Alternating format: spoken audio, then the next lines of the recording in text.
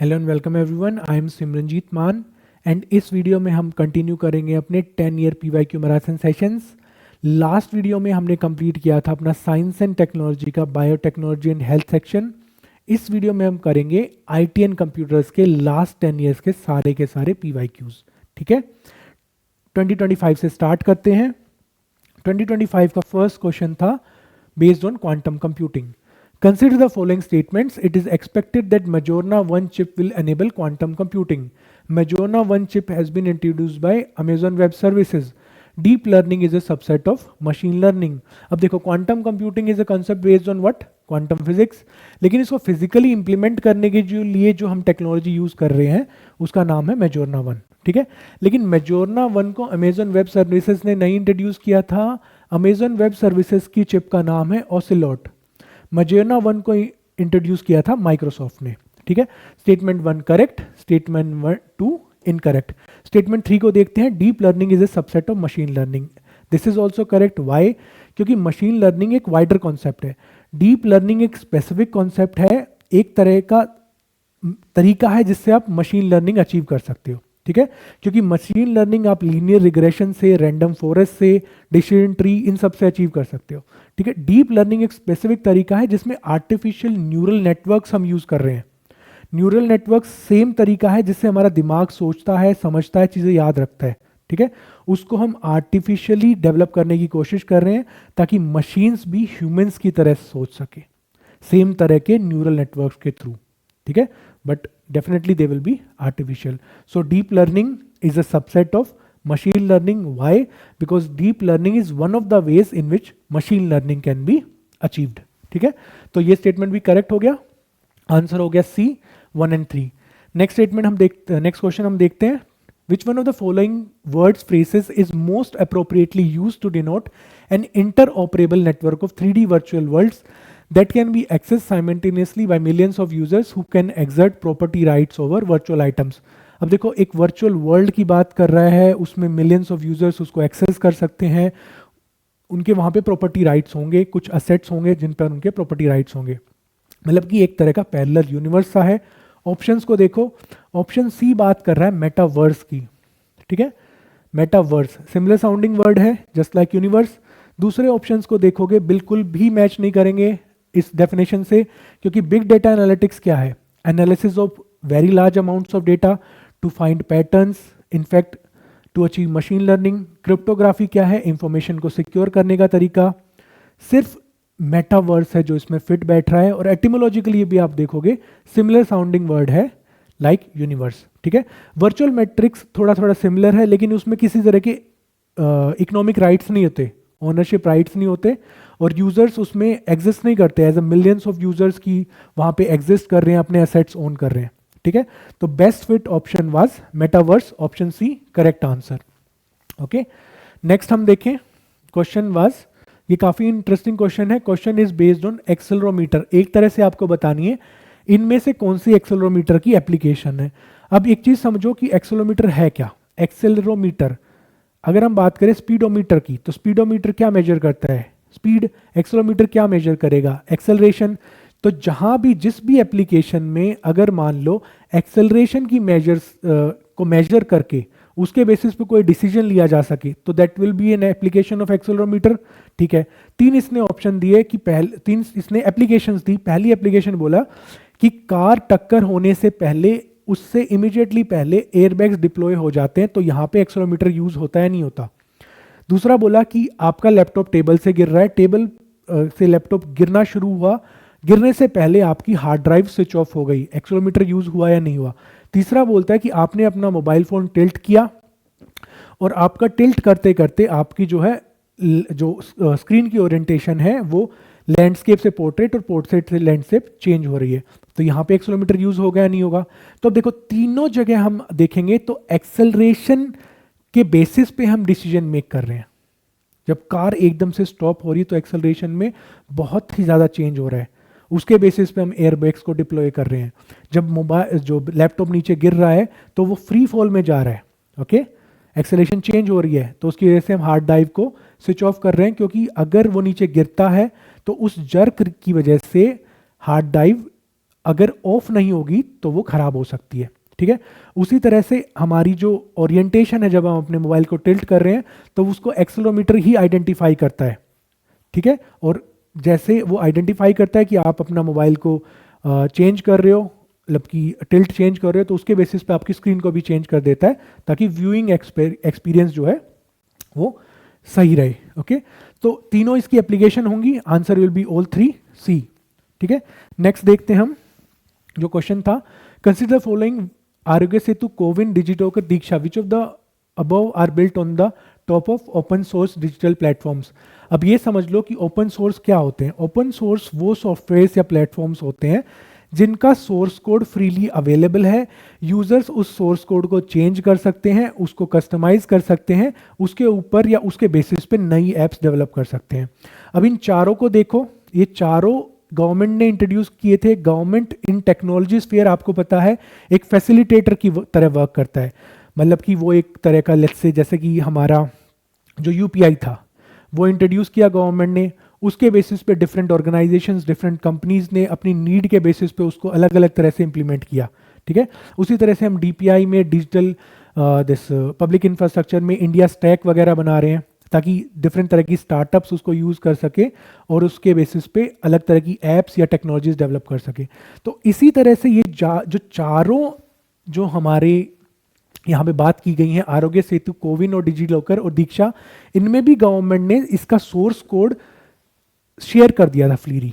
मतलब कि source code share करने का मतलब है कि भाई हमने इसको इस तरह से डेवलप किया है, ये एल्गोरिदम्स यूज किए गए हैं, अब आप इसको ट्वीक कीजिए, कुछ भी कीजिए, आप इसको चेंज करके यूज कर लीजिए। क्यों? क्योंकि government was not trying to make money from this platforms, ठीक है। Government was acting as a facilitator. लेकिन कंपनीज, जरूरी नहीं है सारी कंपनीज अपने सॉफ्टवेयर फ्री प्रोवाइड करती हो, ठीक है। जैसे कि मैं आपको एग्जांपल देता हूं, जैसे फ्री और उसमें भी ओपन सोर्स में भी डिफरेंट हो गया। जैसे आपने दो ब्राउजर देखे होंगे, एक होता है मोजिला फायरफॉक्स, एक है क्रोम, ठीक है। दोनों फ्री हैं, लेकिन क्रोम का जो सोर्स कोड है, मतलब कि जिस कोड से वो बनाया गया है, जो उसके पीछे की कोडिंग है, वो फ्रीली अवेलेबल नहीं है। आप क्रोम को चेंज नहीं कर सकते, आप फ्रीली यूज कर सकते हो। लेकिन मोजिला फायरफॉक्स जो है, उस ब्राउजर को आप चेंज कर सकते हो, उसका सोर्स कोड फ्रीली अवेलेबल है, ठीक है। तो both in private sphere, both in public sphere, there are softwares जिनका सोर्स कोड प्रोवाइड किया जा सकता है, जिसको आप ट्वीक करके नए उस पर लेयर बना के चेंजेस कर सकते हो। तो चारों इसके पार्ट थे, क्योंकि गवर्नमेंट ने इंट्रोड्यूस किए थे एज ए फैसिलिटेटर ताकि बेटर इनमें और इंप्रूवमेंट हो सके। तो answer will be D 1 2 3 4। Okay, next देखिए, with reference to web 3.0 consider the following statements. Web 3.0 को समझ लो। अब 3.0 से पहले 1.0 2.0 क्या है? 1.0 था जब आपको वेब पेजेस आपके सामने आते थे, आप क्लिक करते थे, उससे ज़्यादा इंटरेक्ट नहीं कर सकते थे, इंफॉर्मेशन आपके सामने है, आप उसको रीड कीजिए, बस वहाँ तक सीमित था। वेब 2.0 जब आया तो आपने भी अपनी इंफॉर्मेशन शेयरिंग स्टार्ट की, आप अपनी इंफॉर्मेशन उसमें डाल सकते हो। जैसे कि सोशल मीडिया जब आया, आप अपनी वीडियोस अपलोड कर सकते हो, अपने पोस्ट अपलोड कर सकते हैं, ठीक है। तो अब जो नई एक तरह की जनरेशन है 3.0, वेब की ही जनरेशन है, तो इसमें अलग तरह की इसकी क्वालिटीज है, ठीक है ना। ये ज्यादा डिसेंट्रलाइज्ड है। तो इसमें से तीनों में से आप देखोगे जो भी इंप्रूवमेंट्स होंगी according to the contemporary situation, अगर वो फिट बैठती हैं तो आंसर होंगी, नहीं तो नहीं होंगी, करेक्ट, ठीक है। तो हम देखते हैं, web 3.0 technology enables people to control their own data. This is true, क्योंकि वेब 1.0 2.0 दोनों में ये इशू था कि डेटा कंट्रोल किसके पास रहेगा। सो दिस इज करेक्ट।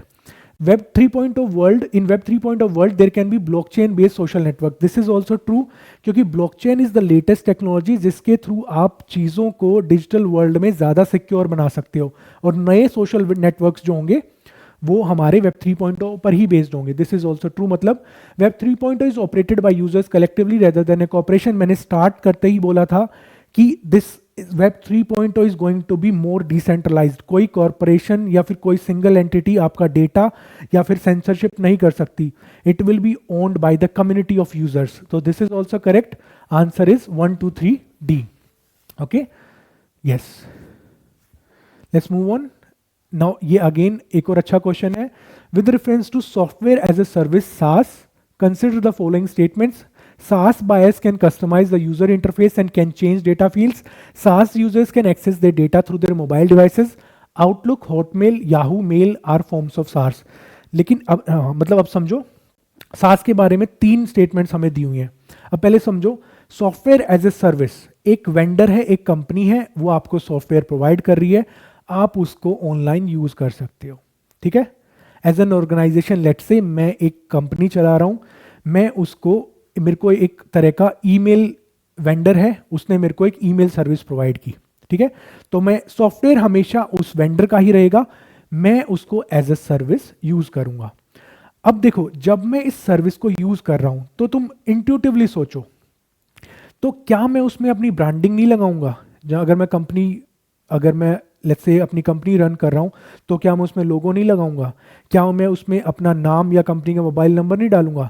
तो that means that software though is owned by that company, the vendor, but मैं उसमें कुछ कस्टमाइजेशन कर सकता हूं to make it my own. Okay, तो statement 1 will be correct. SaaS users can access their data through mobile devices. Now देखो, most of the data today is being consumed on mobile devices. So definitely software as a service will also be available on mobile devices. Okay. Outlook, Hotmail and Yahoo Mail are form of SaaS. Definitely इनका feature वही है कि software है, एक vendor आपको provide करता है, ownership vendor के पास रहती है, लेकिन आप उसको यूज करते हो. कई केसेस में आप पे करते हो. लेट्स से आप ऑर्गेनाइजेशन हो, बिजनेस कमर्शियल यूज के लिए कर रहे हो, तो आप पे करते हो. अगर आप नॉर्मल कस्टमर हो तो कई बार फ्री भी होती हैं. ठीक है. आप उसमें चेंजेस कर सकते हो, अपने लोगो लगा सकते हो, अपनी प्रोफाइल आईडी लगा सकते हो. ठीक है. तो statement 3 is also correct. This is also these 3 are examples. तो answer will be D 1, 2 and 3. ठीक है. नेक्स्ट मूव करते हैं. Which one of the following is the context in which the term qubit is mentioned. ठीक है. हमारा जो पहला क्वेश्चन था 2025 का, वो भी क्वांटम कंप्यूटिंग पे बेस्ड था. क्वांटम कंप्यूटिंग एमर्जिंग टेक्नोलॉजी है. ठीक है. कंप्यूटिंग की बात करें तो कंप्यूटिंग किस पे बेस्ड थी? हमारी ट्रेडिशनल कंप्यूटिंग बिट पे. तो क्वांटम कंप्यूटिंग किस पे बेस्ड है? क्यूबिट पे. तो answer will be B, quantum computing. Okay. अब नेक्स्ट पे मूव करते हैं. Consider following communication technologies: close circuit television, radio frequency identification, wireless local area network. Which of the following are considered short range devices technologies? अब देखो, तीनों को आप visualise करो, इतना मुश्किल नहीं होता. RFID, पहले सेकंड से पीछे से स्टार्ट करते हैं. वायरलेस लैन जो आपके घर में होती है, जो वाईफाई प्रोवाइड करती है, उसकी रेंज कितनी होती है? इनफैक्ट अगर मान लीजिए आपके ग्राउंड फ्लोर पे है तो सेकंड फ्लोर पे पहुंचना मुश्किल हो जाता है. तो definitely this means what? Compare to your cell tower जो पूरे एरिया को कवर करता है, this is a short range device and technology. Okay. RFID की अगर बात करें, हम मेट्रो कार्ड आपने यूज किया होगा या फिर टैप वाला क्रेडिट कार्ड यूज किया होगा, उसकी रेंज कितनी है? बिल्कुल आपको क्लोज जाना पड़ता है उसको टैप करने के लिए. तो दिस मीन्स व्हाट? ये भी शॉर्ट रेंज है. CCTV की अगर बात करें, अगेन CCTV आपने जहां भी लगाया है उसको स्टोर करने के लिए आप या तो डायरेक्ट वायर से उसको एक्सेस करते हो या फिर वो ब्लूटूथ या फिर वाईफाई से कनेक्टेड होता है. अगेन उसकी रेंज भी शॉर्ट होती है. ठीक है. तो आंसर विल बी डी 1, 2, 3. अब नेक्स्ट क्वेश्चन देखते हैं. 2020 का क्वेश्चन है. With the present state of development, artificial intelligence can effectively do which of the following? Very important इस चीज, इसको देखो. With the present state of development, present state of development मतलब कि आज की बात मतलब कि 2020 की बात हम करेंगे कि आर्टिफिशियल इंटेलिजेंस क्या क्या कर सकता था. ठीक है. Option this statements are: break down electricity consumption in industrial units. Yes, artificial intelligence क्या करता है? बहुत सारे डेटा को एनालाइज करता है, किस तरह से किसी भी प्रोसेस को ऑप्टिमाइज किया जा सकता है, एनर्जी कंजम्पशन रिड्यूस कर जा सकती है, वो आर्टिफिशियल इंटेलिजेंस कर सकता है. Create meaningful short stories and songs. Now ये जो मीनिंगफुल वर्ड है, that is important. In 2020 meaningful short stories and songs artificial intelligence create कर सकता है, नहीं कर सकता? That was doubtful. Okay, so this won't be true. Disease diagnosis, yes, as I said, large amounts of data. That data can be your heart rate monitoring, that data can be temperature monitored, that data can be lab results, that can be the analysis of genetic information. In सब को मिला के artificial intelligence after analysis can definitely diagnose diseases. Okay, text to speech conversion हमें पता है, आप करते ही हैं, हिंदी से English, English to Hindi, other languages also. Wireless transmission of electrical energy, ये करेक्ट नहीं होगा। क्यों? क्योंकि वायरलेस ट्रांसमिशन इज अ ये फील्ड है इलेक्ट्रिकल एनर्जी की। Artificial intelligence again can optimise it, okay, but totally अगर हम बोले कि artificial intelligence can transmit energy wirelessly, so that is not possible because वो फिजिकली ही होता है। ठीक है, so correct will be 1, 3, 4 in 2020. Okay, answer in 2020 from the perspective of 2020 it would be 1, 3, 4. अगर हम आज की बात करते हैं तो today artificial intelligence can create meaningful short stories. So answer would have been 1, 2, 3, 4. लेकिन मेरे ख्याल से वो ऑप्शन नहीं था। ठीक है, नेक्स्ट क्वेश्चन अब देखते हैं। With respect to visible light communication VLC technology, which of the following statements are correct? VLC uses electromagnetic spectrum wavelengths 375 to 780। अब देखो, विजिबल लाइट की बात कर रहा है, ये वेवलेंथ किसकी है? विजिबल लाइट की है हमारी, तो this will be correct. VLC is known as long range optical wireless communication. No, VLC is short range. VLC का एग्जाम्पल है लाइफाई, 2016 में यूपीएससी ने क्वेश्चन पूछा था। Okay, incorrect. VLC can transmit large amounts of data faster than Bluetooth. Yes, इसलिए हम इसको develop करने की कोशिश कर रहे हैं। विजिबल लाइट का यूज करके हम डेटा फास्टर रेट पे भेज सकते हैं compare to Bluetooth. Again we are comparing to it to what? Bluetooth, that is short range, so definitely this is short range. Okay, so ये लॉन्ग रेंज वाला गलत, ब्लूटूथ से faster data. VLC has no electromagnetic interference, this is correct. Why? Because VLC use कर रहा है visible light, radio frequency use नहीं करता VLC। Okay, radio waves या माइक्रोवेव्स यूज नहीं करता, यूज करता है visible light, and that is less prone to, और in fact completely we can say shielded from electromagnetic interference. VLC has no electromagnetic interference, so answer would be 1, 3, 4 and it will be C. Okay, next देखते हैं। With reference to blockchain technology, consider the following statements. It is a public ledger that everyone can inspect, but which no single user controls. Okay, the structure and design of blockchain is such that all the data in it are about cryptocurrency only. Applications that depend on basic features of blockchain can be developed without anybody's permission. Which of the following statements are correct? अब बात कर रहे हैं public ledger that anyone can inspect. Yes, blockchain में data store ही इस तरह होता है डिफरेंट नोड्स पे कि anybody can inspect it. Okay, it is decentralized way of storing data. Clear? So और कोई सिंगल यूजर इसको कंट्रोल नहीं कर सकता, कोई चेंज नहीं कर सकता। There is a type of community ownership. Okay, the structure and design of blockchain is such that the data in it are about cryptocurrency only. Yes, cryptocurrencies में blockchain use होती है, but blockchain is not just about cryptocurrencies. Blockchain बहुत तरह की application में use कर सकते हैं। हम ब्लॉकचेन से ई कॉन्ट्रैक्ट बना सकते हैं, हम ब्लॉकचेन से हमारा जो NFTs है वो भी बना सकते हैं। ठीक है, तो ये वाली स्टेटमेंट हो जाएगी गलत। Applications that depend on basic features of blockchains can be developed without anybody's permissions. Yes, there is a type of blockchain which we call as permissionless blockchain. So statement 3 will be correct. Answer will be 1 and 3, that is D. Okay, next question को देखते हैं। In India, the term public key infrastructure is used in the context of. Now, public key, private key दोनों हम use करते हैं encryption में। Encryption is related to what? Digital security. So answer will be A, digital security infrastructure. ठीक है, next question देखते हैं हम।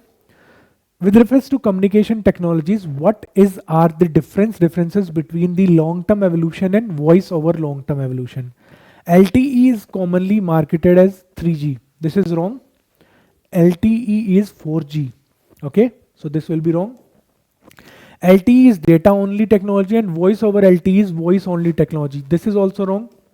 देखो दोनों में डेटा और वॉइस पॉसिबल है, लेकिन वॉइस ओवर LTE में फायदा क्या होता है? वॉइस ओवर LTE में बेटर क्वालिटी रहती है वॉइस की। Okay, so this statement is wrong that LT is data only and voice over LT is voice only. Okay, so neither will be correct, answer will be D. Okay, next अगर हम बात करें, in the context of digital technologies for entertainment, consider the following statements. बहुत अच्छा question है. In augmented reality, a simulated environment is created and the physical world is completely shut out.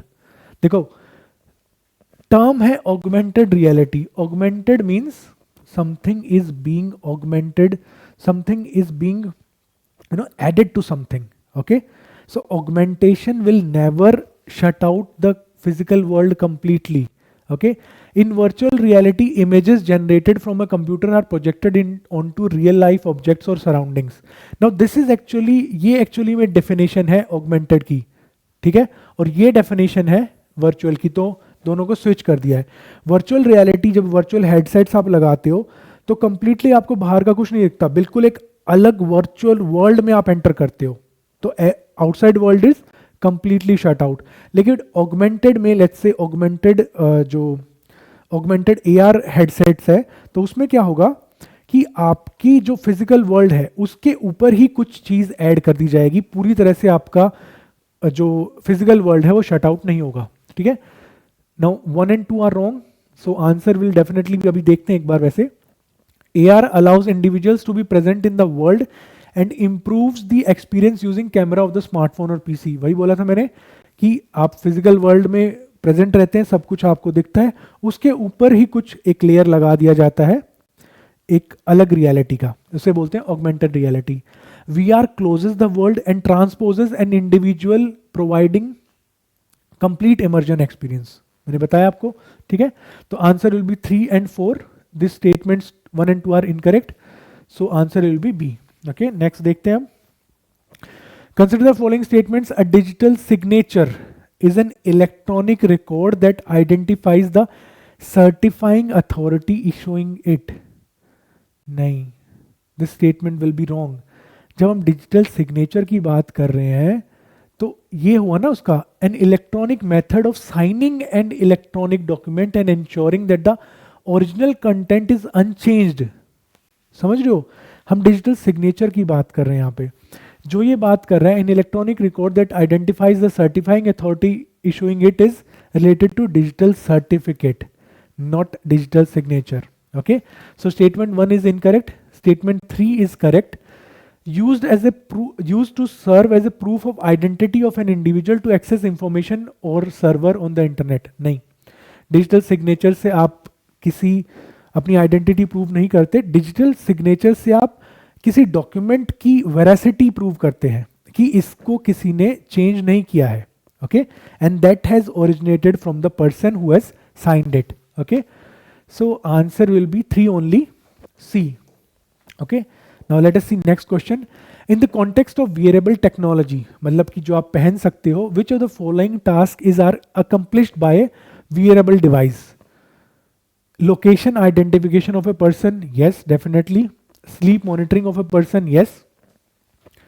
Assisting the hearing impaired person. अब देखो, इनमें से कौन कौन सी चीजें wearable devices से possible है? लोकेशन आइडेंटिफिकेशन हम कर सकते हैं. आपने देखा होगा मूवीज में कई बार उनको एंकल्स पे कुछ बैंड लगा दिए जाते हैं जिसमें जीपीएस रिसीवर होता है. Sleep monitoring definitely wearable devices से कर सकते हैं. वेरेबल डिवाइसेस आपकी हार्ट रेट, ऑक्सीजन कंटेंट, सब कुछ या फिर मूवमेंट मॉनिटर कर सकता है. वेरेबल डिवाइसेस से जो हियरिंग इम्पेयर्ड है उनकी कान में वेयरिंग डिवाइसेस को लगा के एम्पलीफाई किया जा सकता है. ठीक है, तो answer will be D 1, 2 and 3. Next question की बात करते हैं. In which of the following areas can GPS technology be used? Mobile phone operations, banking operations, controlling the power grids. Now please understand, GPS की जब हम बात करते हैं तो सिर्फ लोकेशन की बात नहीं करते. जीपीएस सैटेलाइट जो होती है उनमें एटॉमिक क्लॉक्स होती है. ठीक है, तो यूजर्स जो हैं अपने टाइम है उसको एग्जैक्टली वेरीफाई कर सकते हैं, एक्यूरेटली उसको मेंटेन रख सकते हैं by using the data from GPS satellites. ठीक है, तो जहां पे भी टाइमिंग क्रूशियल होगी जिस भी एप्लीकेशन में, that will also be an application of GPS apart from the location. Clear? तो हम देखते हैं मोबाइल फोन ऑपरेशंस में डेफिनेटली हम डिलीवरी पार्टनर्स हमारे या फिर हम भी खुद गूगल मैप्स यूज़ करते हैं। बैंकिंग ऑपरेशंस में as I said the timing of transactions is important, so accurate timing रखने के लिए GPS technology is used. Again, controlling the power grids. Again, in power grids, timing is very important to maintain grid stability, phase between voltage and current. तो उसके हिसाब से भी अगर हम बात करें तो in power grids also GPS technology is used. So answer will be D, 1, 2, 3. Next question is terms WannaCry, Petya and Eternal Blue sometimes mentioned in the news recently are related to. Now देखो इसको बड़ा ही आसान question है, ध्यान से देखो। Eternal blue, आपको पता है जब हमारे कंप्यूटर में कोई दिक्कत आती है तो हम बोलते हैं द ब्लू स्क्रीन, जब कुछ भी काम नहीं करता। WannaCry, WannaCry को हम देखें तो ये क्या एक तरह से एक सैडिस्टिक सा एक स्लोगन है, रोना चाहते हो WannaCry।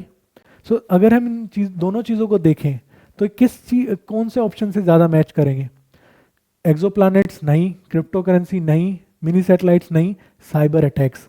साइबर अटैक्स में साइबर अटैकर्स हमारे सिस्टम को मतलब एक तरह से कंट्रोल करते हैं, एक तरह से ब्लू स्क्रीन आ जाती है जब हमारे सिस्टम्स वर्क नहीं करते और फिर हमसे वो रैंसम्स वगैरह डिमांड करते हैं।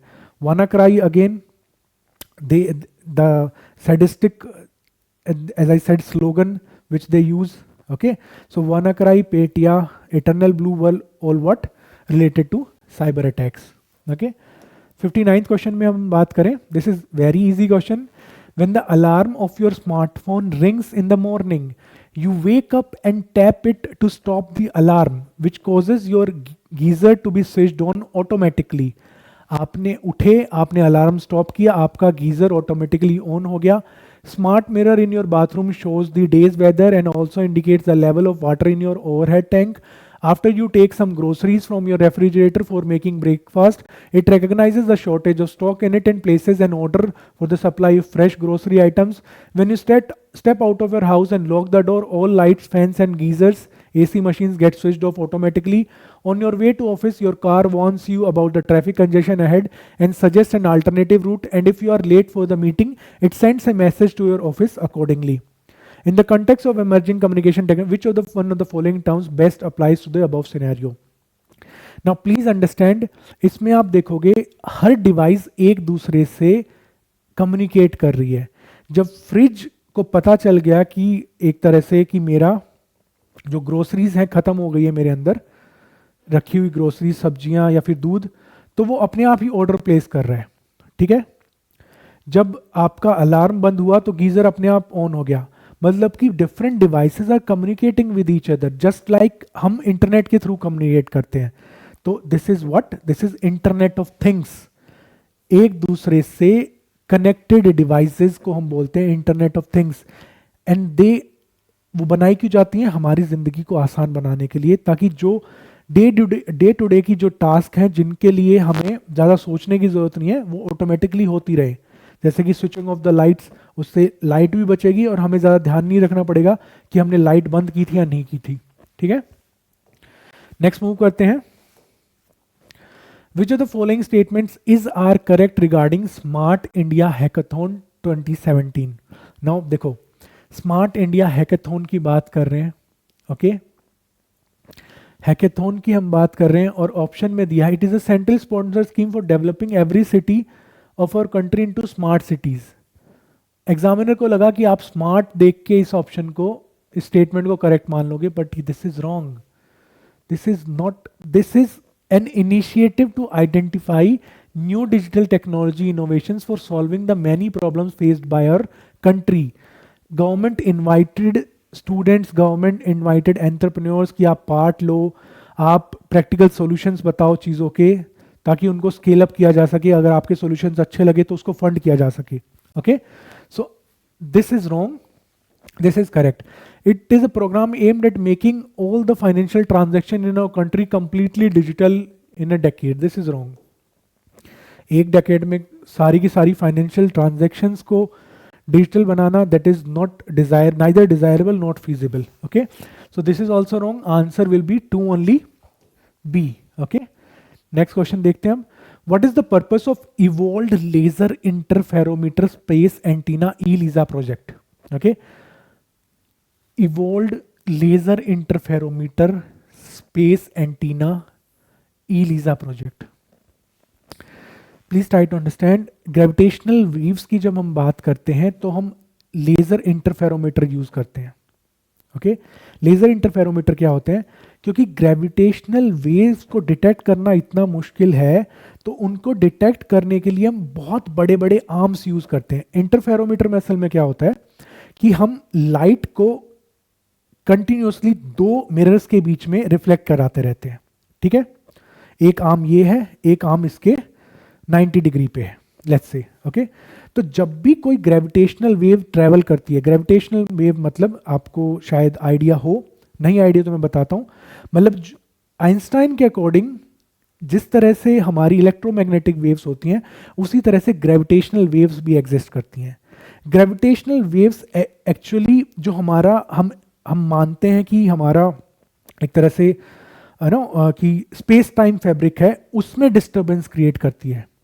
स्पेस टाइम फैब्रिक में डिस्टर्बेंस क्रिएट करने के लिए कोई भी ग्रेविटेशनल वेव अगर प्रोड्यूस होनी है तो वो सिर्फ प्रोड्यूस हो सकती है बहुत बड़े डिस्टर्बेंसेस की वजह से। लेट्स से कोई ब्लैक होल कोलैप्स हुआ, ठीक है, तो जब ब्लैक होल कोलैप्स हुआ तो उसने अपने अराउंड ग्रेविटी को इतना डिस्टर्ब कर दिया कि जो स्पेस टाइम फैब्रिक है उसमें एक रिपल क्रिएट हो गया। वो रिपल को हम बोलते हैं ग्रेविटेशनल वेव्स। ओके, और अब इस ग्रेविटेशनल वेव को डिटेक्ट करने के लिए हम उस मिरर को, हमने जो मैं बात कर रहा था उसको रखा। अब जैसे ही मान लीजिए वो ग्रेविटेशनल वेव ट्रेवल करती है, मान लीजिए यहां से ट्रेवल की इस मिरर को, तो उसने इसको मूव किया, तो अगर इनके बीच में डिस्टेंस चेंज हुआ तो जो लाइट हम बार बार रिफ्लेक्ट कर रहे थे तो उसके टाइम में, रिफ्लेक्शन के टाइम में चेंज आएगा। ठीक है, बट इशू इज कि अर्थ पे हमारे पास इतना बड़ा हम एंटीना या फिर लेजर इंटरफेरोमीटर नहीं बना सकते, क्योंकि काफी डिस्टेंस चाहिए अगर ग्रेविटेशनल वेव को हमें डिटेक्ट करना है। तो हमने क्या सोचा कि let us make this antenna in the space, let us keep those 90 degree arms in the space. Okay, तो यही ईलिजा है and its purpose is to detect the gravitational waves.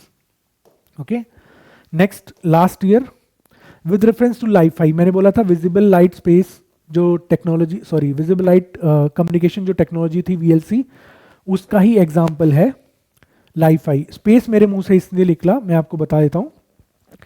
जिस वीएलसी की हमने बात की थी वो शॉर्ट रेंज थी, लेकिन उसके ही एक तरह का जिसमें हम विजिबल लाइट ही यूज करते हैं, जिसको हम बोलते हैं फ्री स्पेस ऑप्टिकल कम्युनिकेशन।